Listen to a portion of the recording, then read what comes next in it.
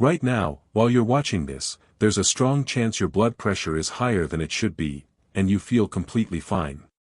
That's not reassuring. That's the problem. Blood pressure doesn't hurt. It doesn't announce itself. It just builds, quietly, month after month, while your arteries stiffen, your heart works harder, and your kidneys take damage they can't undo. Then one day a doctor reads a number on a screen and the conversation changes. I've been in family medicine for over 12 years. The patients who come in blindsided by hypertension are not people who ignored their health. They're men who exercised, watched what they ate, thought they were doing everything right. The absence of symptoms is not a green light. It's a trap. Here's what I'm going to give you today: 3 specific techniques, no medication, no equipment, no cost, that have documented evidence behind them for reducing systolic blood pressure. Some work within minutes. One builds cumulative benefit over weeks. Stay until the third, it's the one most people skip, and it has the strongest long-term data. Most people think of high blood pressure as a heart problem. The heart is involved, but the root is vascular. It lives in your blood vessels. When blood pressure rises, the smooth muscle wrapped around your arterial walls is contracting. Your vessels are tightening, stiffening, losing elasticity. The system responsible for this is your sympathetic nervous system, your fight-or-flight branch, and in most men over 45, it is running in a state of chronic low-grade activation. Here's the part your doctor likely hasn't explained: that chronic activation isn't just caused by stress. It's driven in large part by insulin resistance, a metabolic state that is extremely common in men over 45 and almost always invisible until something breaks down. When your cells resist insulin, your body compensates by producing more of it. Chronically elevated insulin then does 3 things that directly push blood pressure higher. It stimulates the sympathetic nervous system. It tells your kidneys to retain sodium, increasing the fluid volume your heart has to push. And it triggers thickening of the arterial walls themselves, a process called vascular smooth muscle hypertrophy, making your vessels stiffer and less able to dilate when they should. Technique 1: Auricular vagal stimulation. Ear massage. I know how that sounds. When I first looked at this research I was skeptical too. But then I looked at the anatomy and the mechanism was impossible to dismiss. Running through the inner curved surface of your ear, that concave bowl near the entrance of the ear canal, is a branch of the vagus nerve. The vagus nerve is the longest cranial nerve in your body. It connects your brainstem directly to your heart, lungs, and digestive tract. It is the primary neural highway of the parasympathetic nervous system. The ear is one of the very few places on the external surface of the body where you can stimulate the vagus nerve directly, mechanically, with nothing but your fingers. When you apply slow circular pressure to that inner curved surface, you activate that auricular branch. The signal travels to the brainstem. The brainstem responds by reducing sympathetic outflow. Heart rate slows. Arteries dilate. Peripheral resistance drops. Blood pressure comes down. Research on auricular vagal stimulation has shown reductions in systolic pressure of 5 to 8 mm of mercury in a single 90-second session. That sounds modest. It isn't. Sustained reductions of 5 mm of mercury in systolic pressure are associated with a 14% reduction in stroke risk and a 9% reduction in coronary events. These are clinically meaningful numbers. Here's exactly how to do it. Use your index finger or thumb. Place it at the inner curved bowl of your ear near the entrance of the ear canal. Apply firm, comfortable circular pressure, slow, continuous circles. Not pressing into the canal.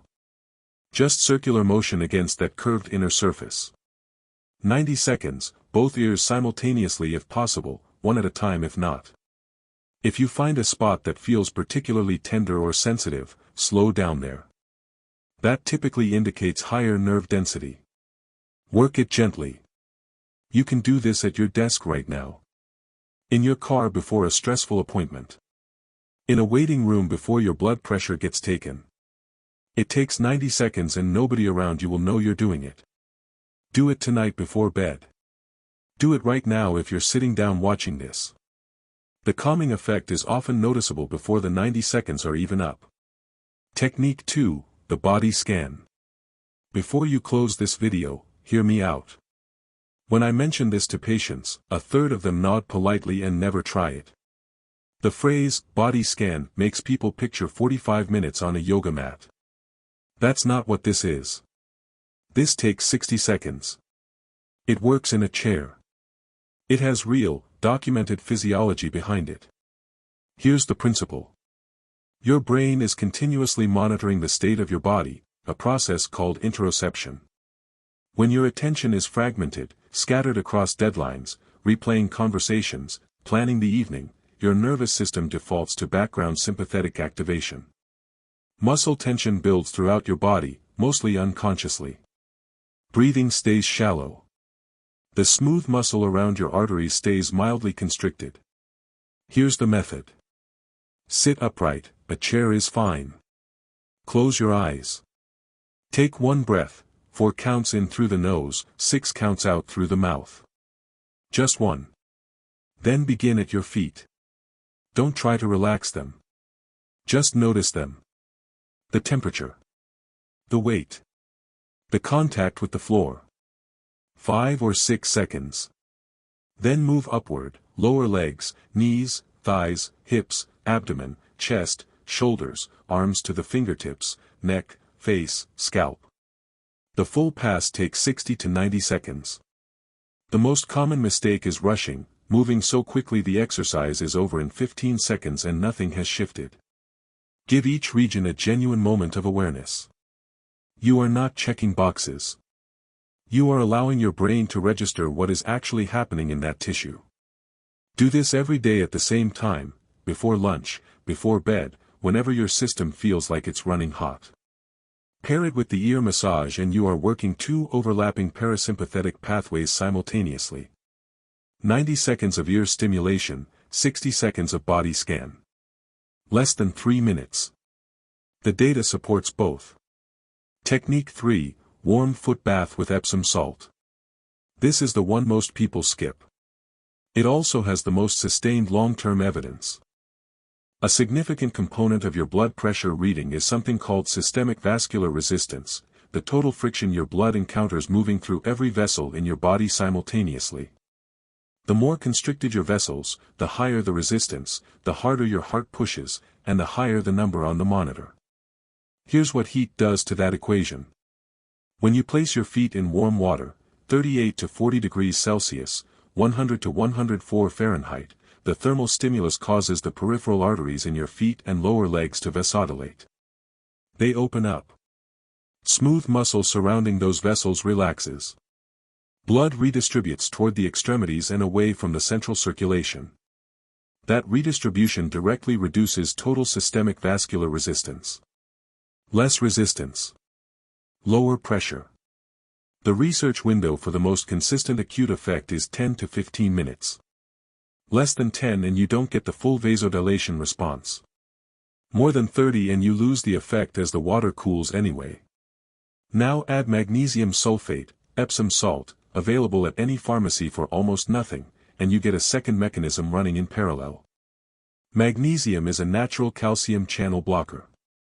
It competes with calcium at receptor sites on vascular smooth muscle cells.